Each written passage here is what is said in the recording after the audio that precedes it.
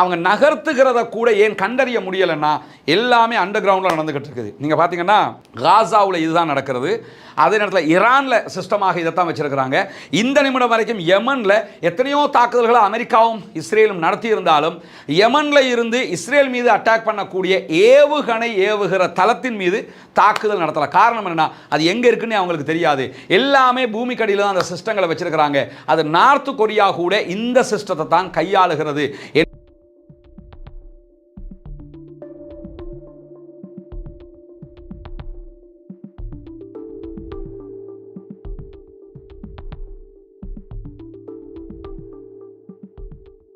ஈரானிடத்தில் அக்யூரேட்டாக என்னென்ன ஆயுதங்கள் இருக்கிறது என்பது யாருக்கும் தெரியாது.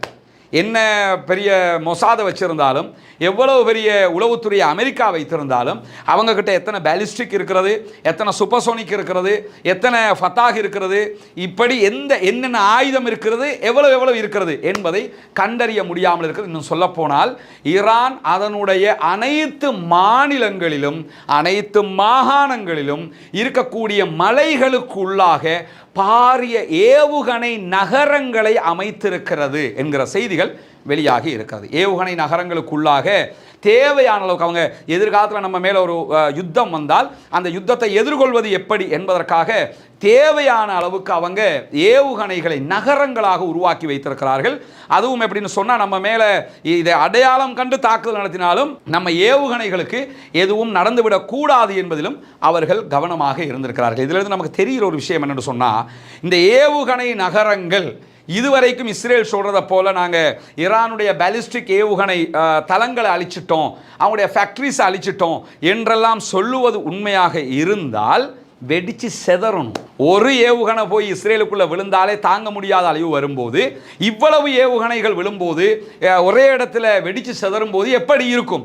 ஆனால் அப்படி ஒரு வெடிப்பை இந்த நிமிடம் வரைக்கும் நீங்கள் தெஹ்ரான்லையோ இஸ்ஃபஹான்லையோ வேறு எங்கேயுமே நம்ம பார்க்கலை. எனவே இஸ்ரேல் சொல்வதை போன்று ஈரானுடைய ஏவுகணை நகரங்களின் மீது இன்னும் அவர்கள் எந்த விதமான துல்லியமான தாக்குதல்களையும் நடத்தவில்லை. எனவே நிறைய அவர்கள் ஏவுகணை நகரங்களை உருவாக்கி வைத்திருக்கிறார்கள். அதை தாண்டி நகருகிற ஏவுகணை ஏவுதளங்களை அவர்கள் வைத்திருக்கிறார்கள். மொபைல்ஸ் ரீதியிலான ஏவுகணை ஏவுதளங்களை அவர்கள் வைத்திருக்கிறார்கள். பொதுவாக ஒரு ஏவுகணை ஏவுறதுக்கு ஒரு இடத்துல வச்சு தான் ஏவுற அந்த சிஸ்டம் இருக்கும். ஆனால் இதை பார்த்தீங்கன்னா இது மொபைல் சிஸ்டம், இதை நகர்த்த முடியும்.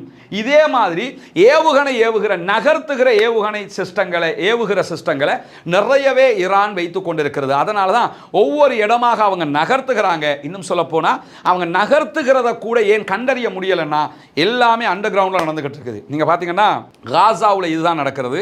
அதே நேரத்தில் ஈரானில் சிஸ்டமாக இதைத்தான் வச்சிருக்கிறாங்க. இந்த நிமிடம் வரைக்கும் யமனில் எத்தனையோ தாக்குதல்களை அமெரிக்காவும் இஸ்ரேலும் நடத்தி இருந்தாலும் யமனில் இருந்து இஸ்ரேல் மீது அட்டாக் பண்ணக்கூடிய ஏவுகணை ஏவுகிற தளத்தின் மீது தாக்குதல் நடத்தலை. காரணம் என்னன்னா அது எங்கே இருக்குன்னு அவங்களுக்கு தெரியாது. எல்லாமே பூமிக்கடியில் தான் அந்த சிஸ்டங்களை வச்சிருக்கிறாங்க. அது நார்த் கொரியா கூட இந்த சிஸ்டத்தை தான் கையாளுகிறது என்பதை கவனிக்கணும். இதுக்கு முன்பதாக, இது வரலாற்றில் முன்பதாக ஏற்கனவே வியட்நாம் வாரில் வியட்நாம் இராணுவம் இப்படியான ஒரு சிஸ்டத்தை தான் அப்போ அன்றைக்கு இருந்த வளங்களோடு செய்திருந்தார்கள். அதை உச்சகட்ட டெவலப் பண்ணி தற்போது ஈரான் உச்சமாகவே கையாளுகிறது என்பதை பார்க்க முடியும். பாரசீகர்கள் வரலாற்றில் சாதாரணமானவர்கள் அல்ல.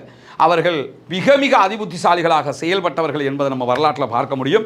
எனவே அவர்கள் இழந்த வல்லரசு தன்மையை மீண்டும் பெற்றுக்கொள்வதற்கான ஒரு முயற்சியாக கூட இந்த யுத்தத்தில் தைரியமாக களமிறங்கி இருக்கலாம் என்பதையும் நம்ம பார்க்க முடியும். இப்படி அவங்க என்ன செய்கிறாங்கன்னா, ஒன்று முதல் கட்டமாக ட்ரோனை அனுப்பி ஏமாற்றுகிறார்கள், பின்னர் தாக்குதல்களை நடத்துகிறார்கள்.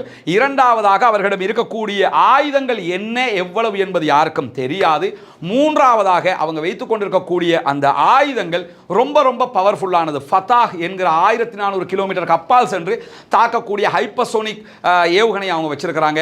ஹஜ் சுலைமான் என்கிற ஏற்கனவே காசிம் சுலைமான் அவர்களுடைய பெயரில் உருவாக்கப்பட்டிருக்கக்கூடிய அந்த ஏவுகணை, கத்தர் வகையான ஏவுகணைகள், இப்படி நிறைய ஏவுகணைகள் அவங்க உருவாக்கி வைத்திருக்கிற காரணத்தினால இது எவ்வளவு தூரம் போகும், எப்படி தாக்குதல் நடத்தும் என்பதை தாண்டி கடல்ல இருந்து தாக்குதல் நடத்தக்கூடிய ஏவுகணைகளையும் அவர்கள் கொண்டிருக்கிறார். நிறைய நீர்மூழ்கி கப்பல்கள் ஈரான் இடத்துல இருக்கிறது. இரண்டாவது நாள் இஸ்ரேல் மீது ஈரான் தாக்குதல் நடத்தும் போது நீர்மூழ்கி கப்பல்களிலிருந்து தாக்குதல்களை அவர்கள் நடத்தியதை நம்ம அவதானிச்சோம். எனவே நீர்மூழ்கி கப்பல்களிலிருந்து தாக்குதல்களை நடத்துகிற அந்த ஆற்றலும் ஈரானுக்கு இருக்கிறது. இதை தாண்டி ஈரானுடைய இந்த பாலிஸ்டிக் மிசைல்ஸை தடுக்கணுமாக இருந்தால் இன்னும் ஒரு வழி இருக்கிறது இஸ்ரேலுக்கு. அது என்னன்னா, அவர்களுடைய விமானங்களூடாக வருகிற ஏவுகணைகளை தடுக்கணும். அப்பதான் தடுக்க முடியும்ங்கறாங்க.